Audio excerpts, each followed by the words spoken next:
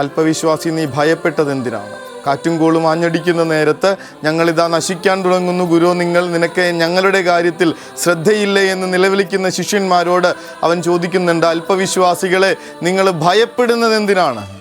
ഭയം വരുന്നത് മുഴുവൻ ഈ വിശ്വാസക്കുറവിൽ നിന്നാണെന്ന് വചനം ഓർമ്മ ഏൽപ്പിച്ചു കൊടുക്കാൻ പറ്റാത്തത്. സങ്കീർത്തന പുസ്തകം 3-ാം അധ്യായം 5-ാമത്തെ തിരുവചനം, ഞാൻ ശാന്തമായി കിടന്നുറങ്ങുന്നു, ഉണർന്നെഴുന്നേൽക്കുന്നു, കാരണം ഞാൻ എൻ്റെ കർത്താവിൻ്റെ കരങ്ങളിലാണ്. കർത്താവിൻ്റെ കരങ്ങളിലാണ്.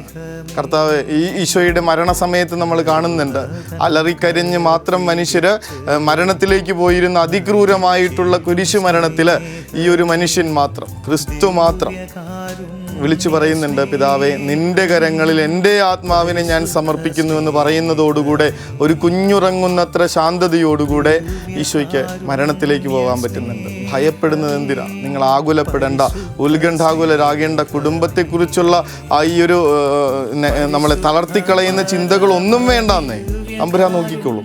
ഉറപ്പായിട്ടും തമ്പുരാൻ നോക്കിക്കോളും. ഉറപ്പിക്കാൻ പറ്റും. ആ ഉറപ്പ് കിട്ടുന്ന ദിവസം നമ്മുടെ പ്രാർത്ഥനകൾക്ക് കുറച്ചുകൂടെയൊക്കെ സൗന്ദര്യമുണ്ടാവും. നമ്മുടെ പ്രാർത്ഥനകൾക്ക് കുറച്ചുകൂടിയൊക്കെ ദൈവത്തോട് അടുത്തിരിക്കുന്നൊരു ഫീലുണ്ടാവും. അതല്ലാതെ പരാതിപ്പെട്ടി മാത്രമായിട്ട് പോവില്ല. നമ്മൾ ഇപ്പോൾ ഇരിക്കുമ്പോൾ പോലും എൻ്റെ ദൈവത്തോട് ചേർന്നിരിക്കുന്ന വലിയ അനുഭവത്തിലേക്ക് ഞങ്ങളെ നയിക്കാൻ ഞങ്ങളുടെ ഉത്കണ്ഠകളെല്ലാം എടുത്തു മാറ്റണമേ, കുടുംബത്തെക്കുറിച്ചുള്ള ആകുലതകളെല്ലാം എടുത്തു മാറ്റണേ എന്ന അപേക്ഷയോടുകൂടെ അവിടുത്തെ അനുഗ്രഹം സ്വീകരിക്കാൻ നമുക്ക്